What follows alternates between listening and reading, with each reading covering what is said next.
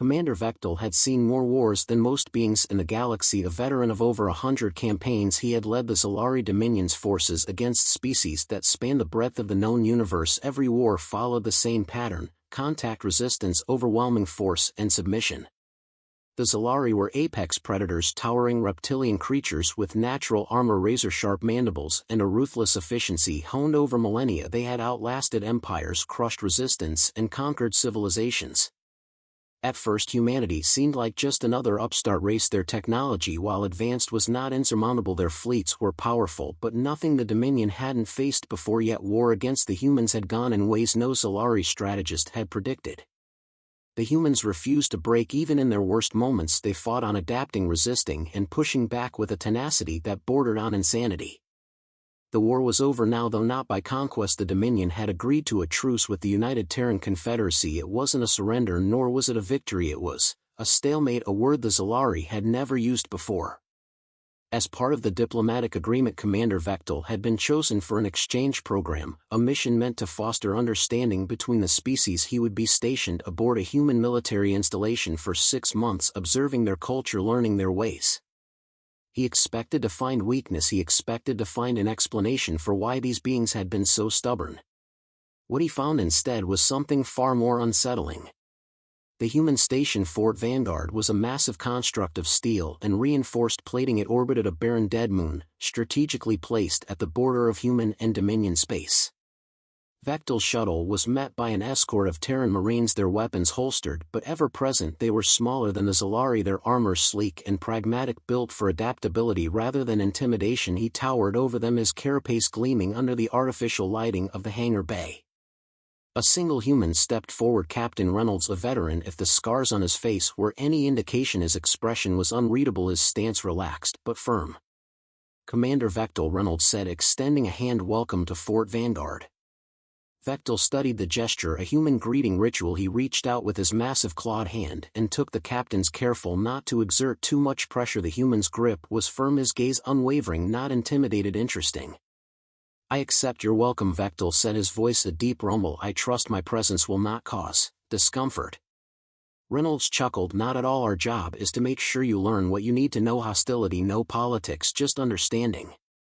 Understanding, a strange concept in warfare. Vektal merely nodded. First observations. As they moved through the station, Vektal took note of his surroundings. Human engineering was functional, less ornate than Dominion designs, but practical. Every corridor was designed for efficiency, every station marked with clear indicators. Unlike many species that preferred aesthetics over function, humans wasted nothing.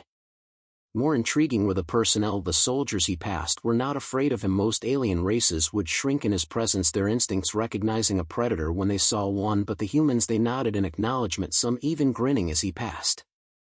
One of them, a female soldier with dark eyes and a scar running down her cheek, spoke as he passed. "Damn, you're a big one. Hope we don't have to spar." Vektal turned to Reynolds. "Your warriors jest in my presence." "They respect strength," Reynolds said simply. "You'll get used to it." Vektal wasn't so sure. That evening, Reynolds led Vektal to a common area, a large room where soldiers gathered to unwind. Some played games, others engaged in combat simulations. A fire burned in the center, artificial but comforting. The humans called it a tradition. "This is where we tell stories," Reynolds explained. "You want to understand humanity, this is where you start." The other soldiers gathered around, some with drinks, others simply observing. The mood was casual, but there was an undercurrent of something deeper. Reynolds gestured for Vektal to sit. "Let's start with a simple one. Ever hear about the Battle of New Europa?" Vektal had. The Dominion had blockaded the planet, cutting off human forces from reinforcements. By all accounts, the humans should have fallen within days. Instead, they held for 30 days. "Yes," Vektal said, "your forces were resilient."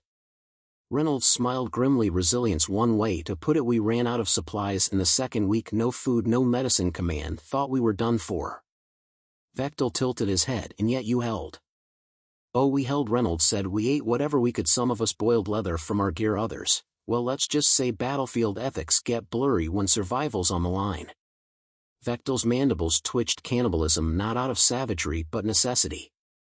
A younger soldier chimed in. "My uncle fought there," said. "They drank condensation off their armor to stay hydrated." Another spoke up, "And when the Dominion finally broke through, the first thing they found were half-starved soldiers still holding their weapons."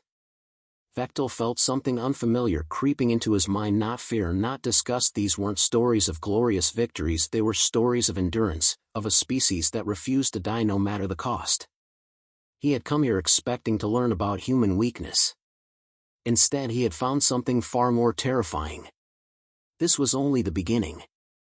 Vektal stood motionless, his mandibles twitching as he scanned the dimly lit barracks. The air was thick with the scent of sweat-aged metal and the unmistakable tang of alcohol around him. Humans laughed and spoke in hushed tones, their eyes betraying a weariness that no joviality could fully mask. They were warriors, that much was clear, veterans of Earth's countless wars, their bodies marked with scars, their gazes heavy with the weight of experience, yet they greeted him as though he were a long-lost friend. Their gestures open, their smiles unforced. They clapped his armored shoulders, offered him drinks, and pulled him into their circle as if he had always belonged. At first he dismissed them. What could these frail beings possibly know of war? As people the Korthus had fought for centuries across the void, their battles waged with precision and brutality. Humans, by comparison, were soft-boned, fleshy creatures that relied too much on luck and desperation. Then the stories began. The Battle of New Europa. Captain Reynolds leaned back against the steel wall, a faint smirk on his lips. He was an older man with lines etched deep into his face, each one a testament to time spent in battle. He took a slow sip from his flask before speaking. New Europa, hell of a place, freezing, desolate, and crawling with Zarn raiders. We were deployed to defend a mining colony, supposed to be a 2-week operation. We ended up fighting for 30 days without resupply. Vektal listened in silence as Reynolds recounted how the human soldiers scoured the corpses of their fallen for rations, stripping their armor of condensation to drink the precious moisture. The Zarn raiders were relentless, striking with brutal efficiency, expecting the humans to break, but they didn't. They dug in, using the frozen bodies of their own dead as cover, fighting until the last. We held that colony, Reynolds concluded, his voice devoid of boastfulness, not because we were stronger, not because we were smarter, but because we refused to die. Vektal's mandibles clicked softly. His kind would have considered the battle lost long before desperation set, and they did not fight losing battles. They retreated, regrouped, and returned with overwhelming force. But these humans, these soft creatures, had endured, suffered, and still emerged victorious. The 3-day ambush. Sergeant Alvarez, a lean woman with a scar running from her temple to her jaw, took up the story next. Her eyes, dark and hollow, stared into the past as she spoke. We walked straight into it, she began. We were scouting an alien ruin on Alpha Centauri B, looking for a missing recon team. What we found was an ambush. The enemy struck with precision, cutting down half her unit in the first volley. Those who survived scrambled for cover, but there was none. The terrain was open, bodies strewn across the battlefield like discarded dolls. So we played dead. 3 days we lay there covered in blood and rot, pretending to be corpses. We didn't move, we didn't breathe. Too loud, we waited. The enemy walked among them, checking bodies, ensuring their kills. Alvarez described the smell, the stench of rotting flesh, the buzzing of insects, the weight of death pressing down on her. But she and her unit held, and when the enemy let their guard down, thinking all were dead, the humans struck. We took back our dead, and we made sure they never had the chance to do it again. Vektal felt a strange sensation creeping into his mind, not fear, something deeper, a cold unease that settled into his chest. The Korthus did not fight like this, they did not endure such horror simply to fight again. The siege on the frozen world. The barracks fell silent as Corporal Jensen spoke. He was younger than the others, his face devoid of laughter, his voice barely above a whisper. It was a siege, he said, on a frozen world we weren't even supposed to be on. We got cut off command, thought we were dead, so no reinforcements came, supplies ran out, the cold ate at us, and we had nothing left. Vektal watched as the humans around him grew solemn, their eyes dark with remembrance. Jensen continued, his voice steady but hollow. We were starving, and then we weren't. Silence stretched in the barracks. Vektal's eyes widened as he realized what Jensen was implying. The humans, trapped, abandoned, without food, had turned to their own fallen to survive. It was the only way, Jensen said simply. We made it, but we never forgot. A shiver ran through Vektal's exoskeleton, not fear, dread. His kind had fought wars, crushed civilizations, and rewritten the fates of entire species, but never had they done what these humans had. The Korthus fought with honor, with strategy, with strength, but these humans fought with something else. They fought with desperation, they fought with an unbreakable will. They did not stop, they did not surrender. They survived. Vektal had come into the barracks believing himself a superior warrior, a veteran of countless battles, but now as he looked around at the humans he understood the truth. The most dangerous warriors were not those who fought for conquest or glory. the most dangerous warriors were those who fought because they had no other choice. And the most terrifying thing of all, they always won. Vektal lay on his cot that night, his mind restless, the voices of the human soldiers echoing in his thoughts, their stories not of conquest or glory but of suffering, endurance, and an unrelenting refusal to submit, for the Xelari were conquerors who shattered their enemies' spirits, yet these humans seemed to thrive in the very agony that would have broken others, and this disturbed him in ways he could not fully comprehend, for he had fought species who surrendered when overwhelmed, those who saw superior forces and chose to flee, yet humans did neither, instead standing their ground even in the face of inevitable destruction, and this defied everything he understood about war, about survival, about the limits of will. The next morning, he found Captain Reynolds, his uniform worn, his face lined with the weight of battles past, and he asked the question that had tormented him through the long sleepless night, a question that clawed at the edges of his understanding, an inquiry that demanded an answer. So he looked the human straight in the eye and said, "How do humans endure such horrors?" And Reynolds did not hesitate, did not waver, his lips curling into a small knowing smile, as if the answer were the simplest thing in the universe, and he said, "Because we refuse to lose." And those words carried an immensity Vektal could not fully grasp, an ironclad certainty wrapped in an unshakable conviction that left him unsettled, for he had witnessed it with his own eyes, seen the humans fight on broken limbs, watched them drag themselves through fire and ruin, refusing to stop, refusing to yield, as if defeat itself was a concept alien to them, something they could not accept no matter how dire the circumstances. Vektal had fought in countless wars, stood against species of immense power, seen empires crumble under the might of the Xelari, yet never had he encountered an enemy who defied reason the way humans did, an enemy who did not shatter under pain but seemed to become stronger, who did not waver in despair but pressed forward with reckless determination, and as he walked through the corridors of the captured warship, he saw the remnants of human resistance, the blood-stained walls, the shattered weapons, the bodies of those who had fought to their last breath, not because they believed they could win but because surrender was never an option, and that realization sent a chill through his veins, for in them, he saw something terrifying, something he did not understand, something he feared.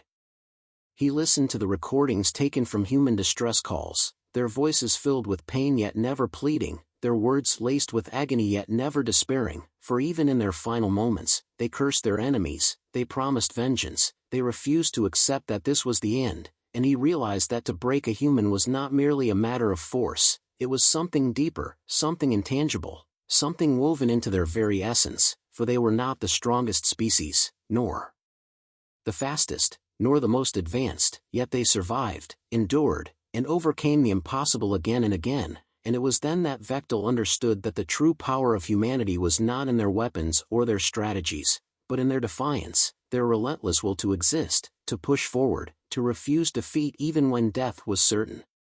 Reynolds watched him, as if knowing the storm that raged in his mind, and he chuckled, a sound that held both amusement and something else, something almost pitying, and he said, "You don't understand us yet, but you will," and those words lingered in Vektal's mind as he walked away, haunted by the truth he had begun to glimpse, a truth that filled him with unease, for if the Xelari could not break the humans, if they could not crush their spirits, then what kind of war had they truly started? And for the first time in his long military career, he felt something unfamiliar take root in his chest, something he had never associated with a war against a weaker species, something that twisted his gut and sent a shiver through his very soul, a whisper of a realization that he dared not speak aloud. Fear. Vektal had spent his entire existence attempting to quantify the limits of species he encountered, seeking to understand the intricacies of their psychology, their fears, their breaking points, for every species had one, every civilization no matter how advanced had a moment when the weight of battle, the strain of loss, the overwhelming tide of destruction would crush their willpower, leaving them vulnerable, exposed, on the edge of surrender. Yet the humans defied all logic, defied all reason, defied every expectation the Galactic Union had ever set for a species engaged in war. He had watched them fight, had seen the reports, read the analyses, and still there was no clear answer. Their bodies broke, their ships burned, their worlds fell, yet they fought on, not with reckless abandon, not with the madness of creatures driven to extinction, but with a cold, relentless determination that chilled him more than any war cry, more than any display of primal savagery. For they did not fight because they wanted to conquer, they did not fight for the sheer pleasure of bloodshed, they fought because something deep within them, something buried in the marrow of their bones, refused to let them do anything else. So Vektal asked. He turned to the human prisoner before him, Sergeant Alvarez, a man battered but unbowed, a soldier who had seen battlefields strewn with the dead, who had lost friends, comrades, entire units, and yet his eyes still burned with an unyielding fire. He had expected bravado, perhaps expected some defiant declaration of victory, expected the arrogance of a warrior who believed his cause was just, but what he received was something far more terrifying. "We don't fear death," Sergeant Alvarez had said, his voice carrying the weight of something older than war, older than civilization itself. "We fear losing our humanity, we fear becoming the monsters we fight, we fear failing those who stand beside us, we fear being forgotten, and worst of all, we fear being the last one left alive." The words settled in Vektal's mind like a weight, dragging his thoughts into depths he had never considered. For his own kind, war was a means to an end, a tool, a necessity, something driven by logic, strategy, resources, and survival. But for humans, war was something different. War was not about winning, not in the conventional sense. It was about endurance, about holding the line, about making sure that even if they fell, even if they lost everything, they would never lose themselves. They did not break, they did not yield, they did not cower in the face of overwhelming odds. They stood, they fought, and they endured, because surrender was not an option, because to them surrender was a fate worse than death. To abandon their comrades, to turn their backs on those who had bled beside them, to walk away from the battlefield while others lay dying, was the ultimate horror. It was not the enemy they feared, not pain, not even death itself, but the idea of living in a world where they had failed the people who had trusted them. Vektal tried to understand, tried to rationalize the depths of this fear, tried to process how a species could hold such a belief so deeply ingrained in their psyche that even when facing complete annihilation, their first thought was not of survival but of the moral cost of that survival. He had studied many species, he had seen warriors who fought for honor, for glory, for power, but none of them fought like this. None of them feared what the humans feared. It was not their strength that made them dangerous, not their weapons, not their technology. It was this terrifying refusal to break, this refusal to surrender not just their lives but their very souls. They did not fight to win in the way other species did. They fought because to them the fight itself mattered more than the outcome, to stand against the impossible, to push forward even when all logic dictated retreat, to carry on even when their bodies screamed for rest. That was what made them terrifying. The war should have ended long ago. By all metrics, the humans should have been defeated, their world should have crumbled, their fleets should have been scattered, and yet here they were, still standing, still fighting, still refusing to accept the inevitable, because to them it was not inevitable, because to them there was no such thing as an unwinnable fight, because even in death, even in loss, they believed there was something worth fighting for. He had heard stories of human soldiers dragging themselves across battlefields with broken bodies just to pull a fallen comrade to safety, stories of men and women who had held the line until their last breath just to buy their allies a few more seconds, stories of warriors who had fought with nothing but their bare hands when their weapons had failed, not because they thought they could win but because the alternative was to give up, and that was something they could not do.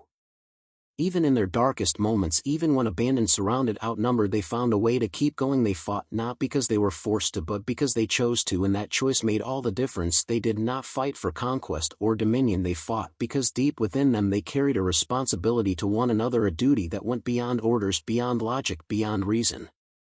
Vektal felt a shiver crawl down his spine as he realized what this truly meant. It meant that there was no victory to be had, no battle that could end this war in the way the Union had hoped, because no matter how many planets fell, no matter how many ships burned, the humans would keep fighting. As long as one of them still drew breath, they would continue to push forward, not for survival, not for vengeance, but because they could not do anything else. This was not a species that feared death, this was not a species that could be broken, this was a species that fought to the bitter end, not because they had to but because it was who they were. When Vektal returned to the Xelari High Command, he was not the same. He had left as a warrior adorned with the laurels of conquest, a general whose name was spoken with reverence across the Empire, but now as he stepped through the towering obsidian gates of the war chamber, his mind carried a weight no force in the universe could displace. He looked upon his generals, the architects of domination, the masters of fleet and blade, and he felt something he had never once associated with them. He felt pity. They stood there confident, arrogant, assured in their understanding of the cosmos, believing that the treaty they had signed with humanity was a victory, believing that peace had been secured through calculated diplomacy, believing that the worst had passed. They had no idea what they had truly encountered. They had not seen what he had seen, nor heard what he had heard. They had not stood in the presence of those who smiled and extended hands in peace, but whose eyes held the depth of something far more terrifying. They thought humanity had made peace because they were weak, because they recognized the superiority of the Xelari Empire, because they feared the consequences of further war. But Vektal now understood that this was not the case. Humanity had not made peace out of fear. Humanity had made peace because they were giving the Xelari a chance, a single opportunity to turn away from the path of war, and that realization gnawed at him like a wound that would never close, for if that chance was ever squandered, if that fragile accord was ever broken, then what he had glimpsed in the eyes of their diplomats, what he had felt lurking beneath their polite words and measured tones, would no longer remain hidden. For Vektal had seen the history of humanity. He had listened to their records, read the accounts of their wars, their conflicts, their relentless pursuit of victory against impossible odds, and he had felt a chill unlike any other, because unlike the Xelari, unlike any species that had ever opposed them, humanity did not fight for conquest. They did not fight for expansion or dominance or glory. They fought to survive, and when they were pushed, when they were backed against the wall, when they had nothing left but the will to endure, they became something else entirely. They became an unstoppable force of destruction, not bound by pride or honor or the rules of engagement, but driven by an unbreakable need to exist, to persist, to ensure that nothing, no matter how great or powerful or ancient, could ever threaten their continued survival. He had seen what happened when humanity decided that diplomacy was no longer an option. He had seen the wreckage of civilizations that had mistaken patience for passivity. He had seen what remained of those who had underestimated humanity's capacity for war. They did not simply retaliate. They did not merely defend themselves. They obliterated, they erased threats with a thoroughness that was methodical, ruthless, absolute. When they fought, they did so with a singular purpose: not to win a battle, not to claim a victory, but to ensure that the enemy would never again have the ability to pose a threat. And that was the horror that Vektal understood now, the horror that his fellow generals could not even begin to grasp. They thought they had secured peace, but in truth they had merely delayed their own reckoning. Because if that day ever came, if the Xelari were foolish enough to break the treaty, if they pressed humanity too far, if they forced them into a war they did not want to fight, then it would not be a war at all. It would not be a conflict of empires or a battle between rival civilizations. It would be the end of the Xelari, the complete and utter annihilation of everything they were and everything they had ever built. It would be extinction, because humanity did not conquer, they did not subjugate, they did not leave survivors when they deemed a foe beyond redemption. They burned through them like a wildfire, leaving nothing but ashes in their wake. Vektal stood before his fellow generals, his voice quiet but unshaken, as he told them to never break the treaty, not because he wished for peace, not because he was weak, not because he feared war, but because he had looked into the abyss and seen that the abyss was not empty. It was filled with something ancient and relentless, something that waited behind humanity's carefully constructed civility, something that was only sleeping and should never be woken.